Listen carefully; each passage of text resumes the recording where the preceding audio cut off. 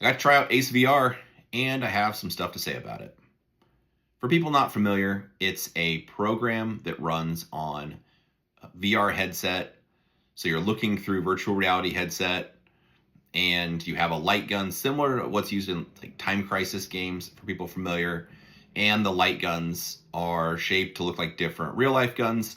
So the idea is you can get a firearm similar to what you compete with or carry or like shooting or that kind of thing. So the product itself, there's a bunch of different style shooting modes. Some of our USPSA style stages that have been recreated, drills.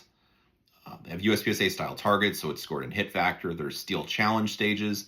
There's outlaw steel. There's even a zombie game. Well, they're not really zombies, but it's like cardboard zombies on this little robot that like come towards the building, and you have to shoot them all before the zombies attack the house you're in and kill you. So anyway, kind of lighthearted stuff anyway. So a bunch of different games, and it's this virtual reality trainer.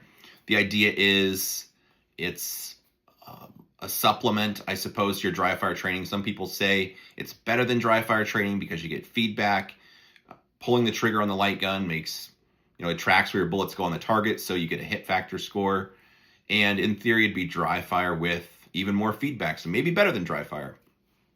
Being a bit real with you, I was a bit skeptical of the product because the majority of the guys I see peddling it have a discount code. So they have a vested interest because they're probably getting some kind of a financial kickback. So sometimes it's tough to take what people like that say seriously. Just not trying to be unkind, just being honest. I was at a Christmas party last night for one of the guys at the gun club. He had one set up in his basement, and there's a bunch of shooters over, so it was fun just to try it with the other guys. A bit of the skill levels between several M-class people, steel challenge GMs, all the way down to like B and C class. So a pretty wide variety of skill levels. Everyone had fun. It was I had a good time. I didn't even want to put the thing down to begin with. Just messing around, giving it a try, seeing how it works, that kind of stuff. To kind of cut to the chase, the real question is it real training? I had a fun time. If I had the thing in my basement right now, I'd just go mess around with it. But I asked everyone there kind of as they shot it or towards the end of the night, is this a real replacement? Would you replace dry fire with this? Without a doubt, or without exception, everyone said no. It would not replace their actual dry fire training. I think there's some shortcomings with it. Basically, you don't have to grip the pistol properly like you would if you were shooting live ammo. But you could also say that of dry fire, that you could dry fire without holding the gun hard, and you wouldn't get penalized while you're just simulating training in your basement. So all the problems you can make with dry fire, you can make with this also. But it doesn't make you hold the gun hard. There aren't focal depth changes. So, for example, you have a close target and then a far target. All you're doing is just moving your eyes from left to right or right to left or up to down, that kind of thing. So it doesn't really require the focal depth change. Overall, everybody had fun. It was a good time. I would not rush out to buy one thinking I see people boasting, I've shot 200,000 rounds in this VR game.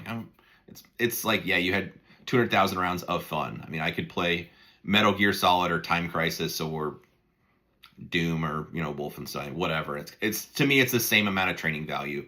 It's something fun to do, and I had a good time with it, but it wouldn't be replacing any of my actual live fire training with a real gun. So anyway, that's my experience. I'm sure I'll mess around with them again in the future. It was fun, but I don't think it's, for me and the people that I talked to last night, again, a wide variety of skill.